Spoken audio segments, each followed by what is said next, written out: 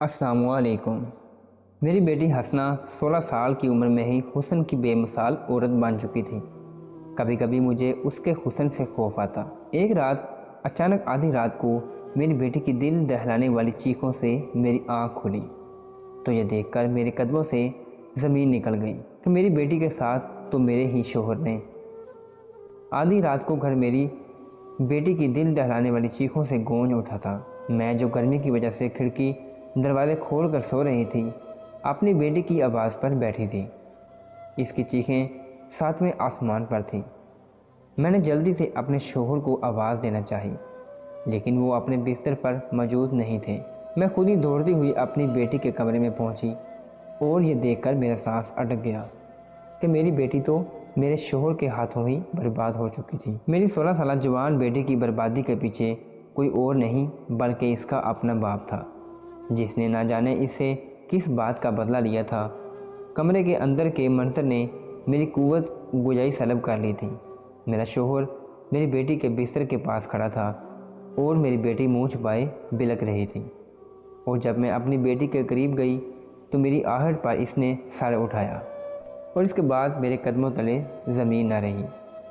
قصہ مختصر یوں تھا کہ میری شادی جب ارسلان احمد سے ہوئی تو ہم دونوں ہی بہت خوش تھے۔ میں ارسلان کی پہلی محبت تھی اور ان کی دعاؤں کی بدولت ان کی زندگی میں شامل ہو گئی تھی۔ لیکن قسمت کی ستم ظریفی یہ ہوئی کہ ہم دونوں ماں باپ بننے سے محروم رہ گئے۔ بہت علاج کرانے کے بعد ڈاکٹروں نے یہی جواب دیا کہ میں ماں نہیں بن سکتی۔ ارسلان نے ہر دم میری حوصلہ افزائی کی اور کبھی میری امیدوں کو ٹوٹنے نہیں دیا۔ ایسی کون سی درسگاہ یا مزار تھا جہاں میں نہ گئی ہوں؟ میں نے ہر جگہ جا کر منت مانگی۔ ہم دونوں ایک چھوٹے سے علاقے میں رہا کرتے تھے، لیکن ارسلان نے مجھے ہر طرح کی سہولیات مہیا کر رکھی تھی۔ میری زندگی میں کسی بھی چیز کی کوئی کمی نہیں تھی سوائے اولاد کے، اور وہی میری زندگی کا روگ بن چکا تھا۔ میں ساری رات کروٹیں بدلتی رہتی، کبھی رونے لگتی تو کبھی اٹھ کر بیٹھ جاتی۔ ارسلان میری حالت دیکھ کر پریشان ہوتے اور مجھے یہی تسلی دیتے کہ خدا کے گھر دیر ہے اندھیر نہیں۔ جب ہمارے نصیب میں اولاد لکھی ہوگی تو ہمیں اولاد مل ہی جائے گی۔ تم اس طرح خدا کی دی ہوئی نعمتوں کی ناشکری نہ کیا کرو۔ ارسلان کی دی ہوئی ہمت سے میں پھر خود کو مضبوط کر کے اگلے دن کھڑی ہو جاتی اور 2-4 دن گزرنے کے بعد پھر میری وہی حالت ہوتی۔ اب تو مجھے ذہنی اذیت کے باعث دورے بھی پڑنے لگے تھے۔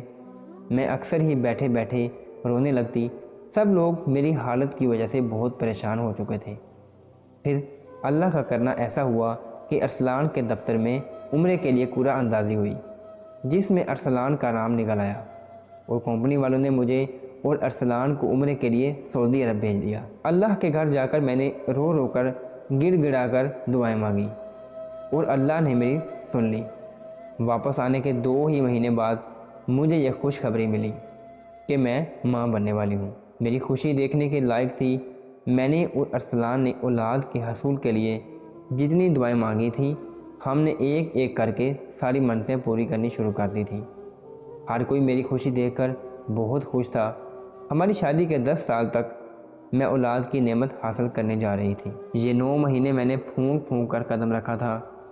ارسلان ہر وقت مجھے بستر کی زینت بنائے رکھتے تھے اور سارے گھر کے کام کاج تک خود کر لیا کرتے۔ مجھے بیٹھی جگہ پانی تک مل جایا کرتا تھا۔ میں اس قدر ناز نخرے اٹھا کر 7ویں آسمان پر پہنچ گئی تھی۔ ارسلان میری ہر خواہش منہ سے نکلنے سے پہلے ہی پوری کر رہے تھے۔ ہمارے آنے والی اولاد کے لیے بھی ارسلان خود ہی جا کر بہت ساری خریداری کر لائے تھے۔ میں نے ان 9 مہینوں میں غیر ضروری گھر سے باہر قدم بھی نہ نکالا تھا۔ میں صرف ارسلان کے ساتھ ڈاکٹر کو چیک اپ کروانے جاتی اور سیدھے گھر واپس آ جاتی۔ اس کے علاوہ میں نے ان 9 مہینوں میں باہر کی دنیا نہیں دیکھی تھی۔ ہم دونوں میاں بیوی حد سے زیادہ احتیاط برت رہے تھے، کیونکہ 10 سال ہم نے اس خوشی کے لیے ترس کر گزارے تھے۔ اور پھر وہ دن آ گیا جب اللہ نے ہماری جوڑی میں ایک حسین سی گڑیا ڈال دی اور ارسلان نے اسے دیکھتے ہیں اس کا نام حسنہ رکھ دیا۔ حسنہ ہماری زندگی میں کیا آئی، ہم دونوں کی تو زندگی ہی بدل گئی۔ ہمارے دن رات، صبح و شام سب ہماری بیٹی کے نام ہو گئے۔ اس ننھی سی گڑیا کے لیے ہم دونوں خود ہی بچے بن گئے اور ہمارا گھر حسنہ کی کلاکاریوں سے گونجنے لگا۔ حسنہ تو واقعی حسن کی مورت تھی، گوری چٹی، گول مٹول، اور نہ جانے اس کی نیلی آنکھیں کس پر گئی تھیں۔ ہم دونوں میاں بیوی بھی اسے دیکھتے تو حیران رہ جاتے کہ ہم دونوں کی آنکھیں تو بھوری تھیں، لیکن حسنہ کی آنکھیں سمندر جیسی نیلی اور شفاف تھیں۔ ہم دونوں کی خوب توجہ پانے کے بعد تو وہ دن بہ دن اور نکھرتی جا رہی تھی۔ دن تیزی سے گزر رہے تھے اور مہینے سالوں میں تبدیل ہونے لگے تھے۔ حسنہ آہستہ آہستہ جوانی کی دہلیز پر قدم رکھا تو اس کا قیامت خیز سراپا سب کی آنکھوں کو خیرہ کرنے لگا۔ وہ صرف 13 سال کی تھی کہ جب بھی اسے اس کے لیے رشتے آنے شروع ہو گئے۔ اس کا قد کاٹ بہت اچھا تھا اور اس کی خوبصورتی کے چرچے تو چار سو ہونے لگے تھے۔ میں خود اکثر اس کا حسن دیکھ کر خوف میں مبتلا ہو جاتی، کیونکہ زمانہ بہت خراب ہو چکا تھا اور مجھے اپنی اکلوتی بیٹی کی فکر ستانے لگتی۔ آج کل ٹی وی پر ایسی خبریں دیکھنے کو ملتی تھیں کہ میں دم بخود رہ جاتی۔ آج کل تو چھوٹی چھوٹی معصوم بچیاں بھی درندوں سے محفوظ نہیں تھیں۔ پھر میری حسنہ تو 13 سال کی ہو چکی تھی اور وہ 13 سال کی عمر میں کوئی 16-17 سال کی لڑکی معلوم ہوتی تھی۔ ایک دن حسنہ اسکول سے واپس آئی تو بلک بلک کر رونے لگی۔ میرے پوچھنے پر بھی اس نے مجھے کچھ نہ بتایا، لیکن شام کو جب ارسلان گھر آئے تو ان کے گلے لا کر رونے لگی اور اس نے ارسلان کو بتایا کہ راستے میں کچھ لڑکے اسے پریشان کر رہے ہیں، اسے دیکھ کر بےہودہ فکریں کستے ہیں اور طرح طرح کی باتیں کرتے ہیں۔ حسنہ ایک 13 سال کی بچی تھی اور ان سب باتوں کی وجہ سے اس کے ذہن پر بہت برا اثر پڑ رہا تھا۔ ارسلان نے پہلے تو اسے تسلی دی اور پھر پیار سے محبت کھانا کھلا کر سلا دیا، لیکن خود وہ ساری رات جاگتے رہے۔ اگلے دن وہ حسنہ کو اسکول سے واپسی لینے کے لیے خود بھی گئے اور جب حسنہ نے کچھ لڑکوں کی طرف اشارہ کر کے بتایا کہ یہی وہ لڑکے تھے تو ارسلان نے اچانک ہی ان پر حملہ کر دیا اور اس قدر تشدد کیا کہ وہ لڑکے مرنے کی حالت کے قریب پہنچ گئے۔ اور جب یہ بات پولیس میں پہنچی تو پولیس ارسلان کو اٹھا کر لے گئی۔ میں ارسلان کی اس حرکت سے بہت خوفزدہ ہو گئی تھی۔ بہت مشکل سے ہم نے ان کی ضمانت کروائی تھی اور معاملے کو ختم کروایا تھا، لیکن حسنہ کو لے کر ان کا یہ رویہ بہت غیر معمولی ہو گیا تھا۔ معمولی باتوں پر وہ دوسروں کو مارنے پیٹنے لگ جاتے۔ کوئی حسنہ کی طرف نظر اٹھا کر بھی دیکھتا تو ان کا بس نہیں چلتا کہ وہ اس کو آگ لگا دیں۔ حسنہ کا تو اسکول آنا جانا بھی بہت مشکل ہو چکا تھا۔ ارسلان اسے لینے کے لیے خود جاتے اور چھوڑنے کے لیے بھی۔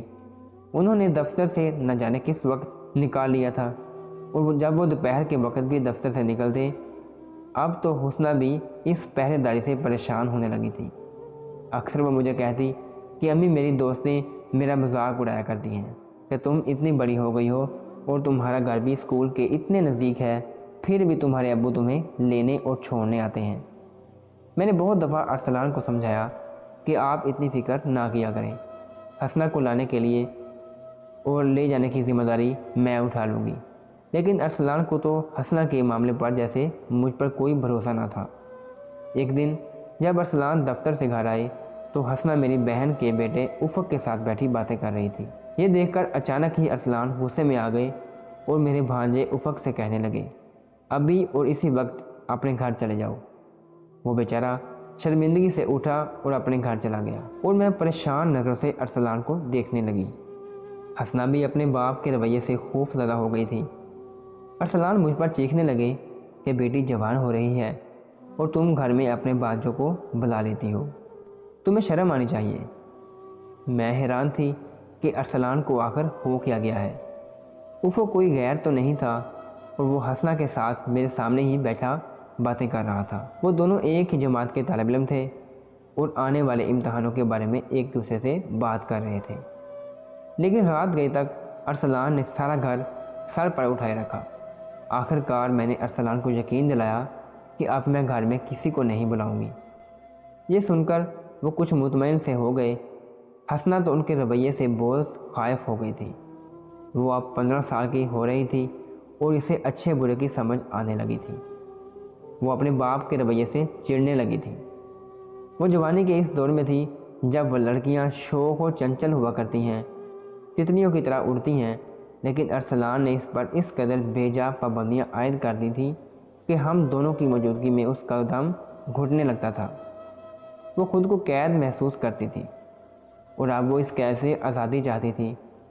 سردیوں کی دوپہر تھی ہسنا نہا کر نکلی تو اس کے لمبے لمبے بال گیلے ہو رہے تھے۔ اس نے مجھ سے پوچھا کہ امی میں چھت پر جا کر اپنے بال سکھا لوں اور تھوڑی سی دھوپ بھی سینک لوں؟ تو میں نے اسے فوراً ہی اجازت دے دی۔ مجھے کیا پتا تھا کہ میری اس اجازت کی وجہ سے میرے گھر میں طوفان آ جائے گا۔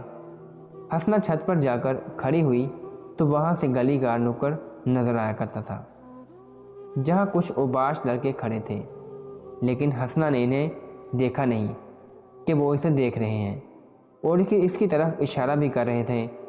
اتنے میں ارسلان کسی کام سے اچانک دفتر سے واپسی آ گئے تو انہوں نے یہ سارا منظر خود اپنی آنکھوں سے دیکھ لیا۔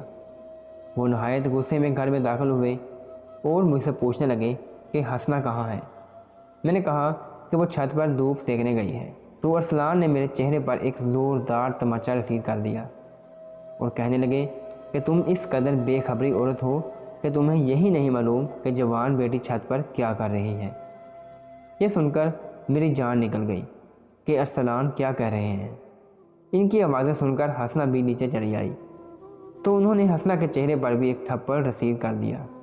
وہ بیٹی جو آج تک ان سے نخرے اٹھوایا کرتی تھی، جس سے وہ بہت محبت سے پیش آتے تھے، آج انہوں نے جب اسی بیٹی کے چہرے پر تھپڑ مارا تو وہ بری طرح باغی ہو گئی اور اس نے خود کو کمرے میں بند کر لیا۔ میں نے ارسلان کو سمجھانے کی کوشش کی لیکن وہ تو کچھ بھی سننے کو تیار ہی نہ تھے۔ دن بہت سست رفتاری سے گزر رہے تھے۔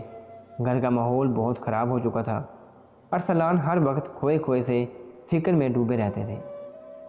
ہسنا ہر وقت اپنے کمرے میں بند رہتی اور مجھے تو سمجھ میں نہ آتا تھا کہ میں کیا کروں۔ جس اولاد کو پانے کے لیے ہم دونوں میاں بیوی نے ڈھیروں منت مانگی تھی، آج جب وہ ہمارے آنگن کی رونق بنی ہوئی تھی تو ہم نے اس سے زندگی کے سارے رنگ ہی چھین لیے تھے۔ ارسلان کے رویے کی وجہ سے میں نے اس کا اسکول آنا جانا بھی بند کروا دیا تھا۔ نہ جانے وہ کب طیش میں آ کر کس کو قتل کر ڈال دے۔ مجھے تو اب ان کی ذہنی حالت ہی ٹھیک نہیں لگتی تھی۔ جتنا وقت وہ گھر پر ہوتے تو کبھی موبائل پر خبریں سنتے تو کبھی ٹی وی پر خبریں چلا دیتے۔ ہر خبر نامے میں ایک دل دہلانے والی خبر ہوتی اور اس کے بعد ان کا رویہ پہلے سے زیادہ خراب ہو جاتا۔ ہسنا گھر میں رہ رہ کر مزید گلابی ہوتی جا رہی تھی۔ اس کا حسن نکھرتا جا رہا تھا۔ وہ کسی گلاب کی کلی کے مان کھل رہی تھی۔ اس کی معصوم سی آنکھیں کسی کو بھی اپنے سحر میں جکڑ لیتی تھیں۔ عید کے دن قریب آ رہے تھے اور ہمیں ہسنا کے لیے عید کے کپڑے خریدنے تھے۔ ارسلان نے مجھے کہا کہ بازار چلو، ہسنا کے لیے کپڑے لے لیں گے۔ میں نے فوراً ہی ہسنا کو آواز دے کر کہا کہ بیٹی تیار ہو جاؤ، ابو عید کی خریداری کے لیے جا رہے ہیں۔ یہ سن کر ہسنا کی خوشی دیکھنے کے لائق ہو گئی۔ وہ دھوڑی دھوڑی چلی آئی، لیکن ارسلان نے صاف لفظوں میں یہ کہہ کر انکار کر دیا کہ اس کو بازار لے جانے کی کوئی ضرورت نہیں، وہاں طرح طرح کے لوگ آتے ہیں، اس لیے ہم خود ہی ہسنا کے کپڑے خرید کر لے آئیں گے۔ یہ سن کر ہسنا کا چہرہ اتر گیا اور وہ بنا کچھ کہے اپنے کمرے میں واپس چلی گئی۔ مجھ سے ہسنا کا اترا ہوا چہرہ دیکھا نہ گیا، لیکن اس وقت میں ارسلان سے کچھ بھی کہہ کر گھر کا ماحول مزید خراب نہیں کرنا چاہتی تھی۔ ہم دونوں میاں بیوی گھر سے باہر تالا ڈال کر خریداری کے لیے چلے گئے اور ہسنا گھر میں اکیلی ہی رہ گئی۔ مجھے سارا وقت ہسنا کا ہی خیال آتا رہا اور ارسلان بھی یہی کہتے رہے کہ جلدی جلدی سب خرید لو، ہسنا گھر پر اکیلی ہے۔ جب ہم دونوں میاں بیوی واپس آئے تو ہم نے دیکھا کہ ہسنا اپنے کمرے کی کھڑکی پر کھڑی کسی لڑکے سے باتوں میں مصروف تھی۔ ہسنا کے کمرے کی کھڑکی کی گلی میں کھلتی تھی۔ ہم دونوں کو دیکھ کر وہ لڑکا ایسا فرار ہوا کہ ارسلان سے آوازیں دیتے ہی رہ گئے، لیکن وہ ہاتھ نہ آیا۔ ہم دونوں میاں بیوی تالا کھول کر اندر آئے تو ارسلان کا غصہ ایک دفعہ پھر 7ویں آسمان پر پہنچ چکا تھا۔ میری تو اپنی جان نکل رہی تھی، کیونکہ میں جانتی تھی کہ اب ارسلان ہسنا کو اتنی آسانی سے نہیں بخشیں گے۔ انہوں نے اندر جاتے ہی ہسنا کو بالوں سے پکڑ کر پوچھا کہ بتاؤ یہ کون تھا جس سے تم باتیں کر رہی تھی؟ ہسنا اپنے باپ کی سختی سے اس قدر باغی ہو چکی تھی کہ وہ چیخ چیخ کر کہنے لگی کہ وہ لڑکا ندیم تھا جو پچھلی گلی میں رہتا ہے۔ میں اس سے محبت کرتی ہوں اور اس سے شادی کرنا چاہتی ہوں۔ آپ نے تو مجھے پیدا کر کے میرے اوپر ظلم کیا ہے، میں اب اس قید خانے میں اور نہیں رہ سکتی۔ ندیم جلد ہی مجھ سے شادی کر لے گا اور مجھے یہاں سے لے کر چلا جائے گا۔ ارسلان کہنے لگے کہ جو لڑکا تمہارے باپ کو دیکھ کر ایسا سر پر دوڑا کہ پھر اس نے پلٹ کر نہیں دیکھا، وہ بھلا تمہارا رشتہ کیوں لے کر آئے گا؟ آج کل ہر کوئی صرف دل لگی کرتا ہے اور کچھ نہیں۔ یہ سن کر حسنہ کہنے لگی کہ آپ کیا چاہتے ہیں؟ میں گھٹ گھٹ کر انہی دیواروں میں دم توڑ دوں؟ آپ مجھ سے کس بات کا بدلہ لے رہے ہیں؟ حسنہ کے منہ سے نکلے الفاظوں نے ارسلان کے چہرے کے رنگ بدل دیے تھے۔ وہ فوراً گھر سے باہر نکلے اور میں بھی ان کے پیچھے پیچھے نکل گئی۔ نہ جانے اب وہ کہاں جا رہے تھے۔ تھوڑی دیر بعد وہ پچھلی گلی میں پہنچ کر اس لڑکے کے گھر کو ڈھونڈنے لگے اور کچھ لوگوں سے پتہ کرنے پر ندیم کا گھر بھی مل گیا، اور وہاں جا کر انہوں نے خوب ہنگامہ ڈالا اور کہا کہ اگر ندیم حسنہ سے محبت کرتا ہے تو رشتہ لے کر آئے۔ یہ سن کر ندیم کے گھر والوں نے ہمیں ہی برا بھلا کہا اور حسنہ کے کردار کو داغدار کرنے میں کوئی کسر نہ چھوڑی۔ حسنہ پر طرح طرح کے الزامات لگائے کہ وہ سارا دن کھڑکی میں کھڑی رہ کر خود ہی لڑکوں کو گھمراہ کرتی ہے، اور اب جب کوئی اس کے قابو میں نہیں آیا تو وہ ندیم کے پیچھے پڑ گئی ہے۔ یہ سنتے ہی ارسلان پھر مار پیٹ پر اتر آئے اور ایک دفعہ پھر ندیم کے گھر والوں نے ہمیں دھکے دے کر برا بھلا کہہ کر اپنے گھر سے نکال دیا۔ میں نے بہت مشکل سے ارسلان کو سمجھایا کہ خاموشی سے واپس گھر چلیں، کیوں کہ اس طرح تو بدنامی ہماری حسنہ کی ہی ہوگی، اور ارسلان بھوجل قدموں سے میرے سہارے گھر واپس آ گئے۔ کمرے میں بیٹھ کر وہ کافی دیر تک بے آواز روتے رہے۔ وہ دن ہمارے گھر کے در و دیوار پر بہت بھاری تھا۔ حسنہ کے رویے نے ارسلان کو توڑ کر رکھ دیا تھا، اور ارسلان کے رویے نے حسنہ کو باغی بنا دیا تھا۔ شام ڈھلے ارسلان خاموشی سے گھر سے نکل گئے تھے۔ مجھے پتہ بھی نہیں چلا تھا کہ وہ کب گئے تھے۔ میں نے حسنہ کو کھانا کھلانے کی ناکام کوشش کر رہی تھی، لیکن حسنہ بھی ضد پکڑ کر بیٹھی تھی کہ اب اسے کچھ نہیں کھانا۔ میں نے اسے لاکھ سمجھانے کی کوشش کی کہ ارسلان اس سے بہت محبت کرتے ہیں، لیکن حسنہ کو تو جیسے اپنے باپ سے نفرت ہی ہو گئی تھی۔ ارسلان دیر رات کے گھر واپس آئے تھے۔ انہوں نے کھانا بھی نہیں کھایا تھا اور خاموشی سے سونے کے لیے لیٹ گئے تھے۔ میں بھی دن بھر کی تھکی ہوئی ارسلان کے ساتھ بازار میں کافی دیر لگ گئی تھی، اس لیے بستر پر لیٹ کر کچھ ہی دیر میں مجھے بھی نیند لگ گئی تھی۔ میں ویسے بھی بلڈ پریشر کی دوا استعمال کرتی تھی، اس لیے بھی مجھے جلدی نیند آ جاتی تھی، لیکن میں نہیں جانتی تھی کہ یہ رات ہمارے گھر پر کسی قیامت سے کم نہ ہوگی۔ رات کے 3 بجے کے قریب جب میری آنکھ حسنہ کی درد بھری چیخوں پر کھلی تو میں ہڑبڑا کر اٹھ بیٹھی۔ میں نے فوراً ہی ارسلان کو جگانے کے لیے ان کی طرف دیکھا تو وہ بستر پر موجود نہیں تھے۔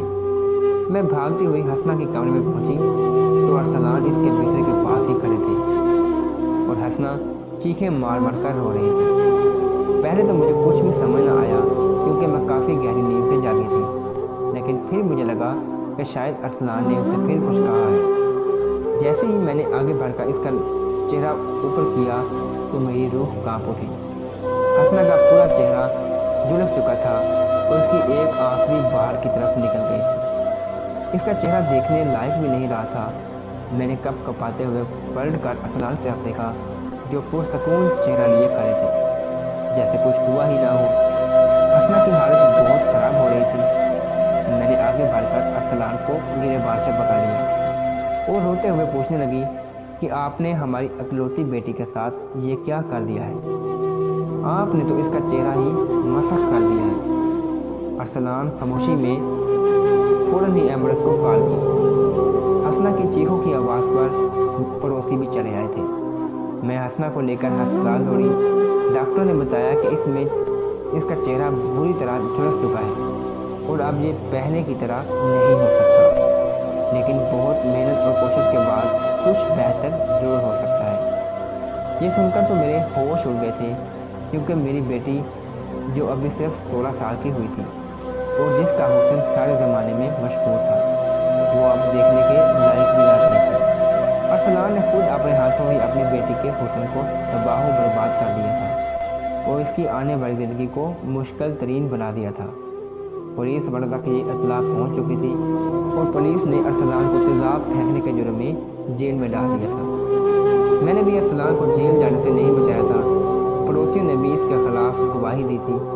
جیل کھانے سے پہلے ارسلان نے بس مجھ سے اتنا کہا تھا کہ اب ہماری بیٹی کی طرف کوئی بری نظر سے نہیں دیکھے گا۔ اب مجھے دفتر جاتے ہوئے یہ خوف نہیں ہوگا کہ کوئی درندہ حسنہ کے ساتھ درندگی نہ کر بیٹھے۔ اب رات کو سوتے وقت مجھے یہ خوف بھی نہیں ہوگا کہ کہیں کوئی آوارہ لڑکا میری بیٹی سے ملاقات کے لیے تو نہیں چلا آیا۔ اب حسنہ محفوظ ہو چکی ہے۔ ارسلان کی باتیں سن کر مجھے اس کی دماغی حالت پر شبہ ہونے لگا۔ ارسلان کہنے لگا کہ پچھلے کئی مہینوں سے وہ اسی طرح کی خبریں سنتا آ رہا تھا کہ جوان لڑکیاں ماں باپ کو بدنام کر کے اور سرے عام رسوا کر کے غیر لڑکوں کے ساتھ بھاگ رہی ہیں۔ کسی نے نیٹ پر چکر چلایا تو کسی نے چھت پر جا کر۔ میں ہرگز بھی یہ برداشت نہیں کر سکتا تھا کہ میری بیٹی کسی ایسے لڑکے کے ساتھ جھانسے میں آ کر ہمیں چھوڑ کر چلی جائے جو اسے کچھ وقت استعمال کرنے کے بعد کسی کوڑے کی طرح پھینک دے۔ پچھلے کچھ دنوں سے میڈیا پر چلنے والا ایک واقعہ میرے ذہن پر اس طرح نقش کر گیا تھا کہ مجھے اٹھتے بیٹھتے حسنہ میں اسی لڑکے کا چہرہ نظر آنے لگا۔ لیکن اب میں یہ سوچ کر مطمئن ہوں کہ کوئی بھی آوارہ لڑکا حسنہ کی طرف آنکھ اٹھا کر بھی نہیں دیکھے گا۔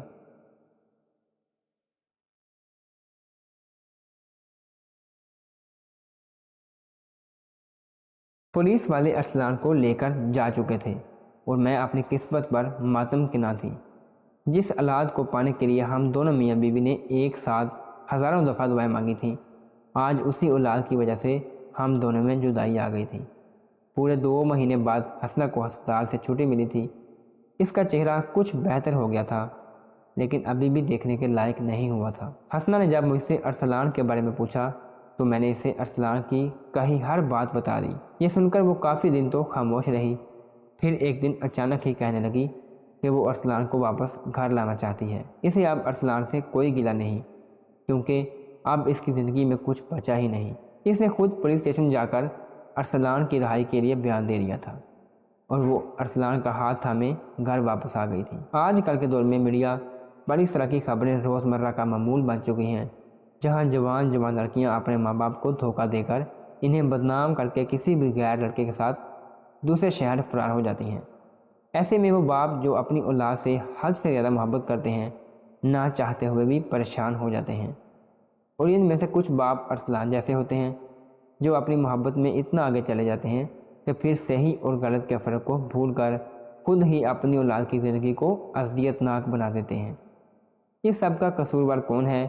میڈیا یا پھر وہ والدین جو اولاد کی تربیت اچھے سے نہیں کر پائے، یا پھر موبائل فون جو ہماری اولادوں کے ہاتھ میں ہے اور جس سے وہ اپنے کمرے میں بیٹھے ہی ساری دنیا کو بآسانی دیکھ رہے ہیں۔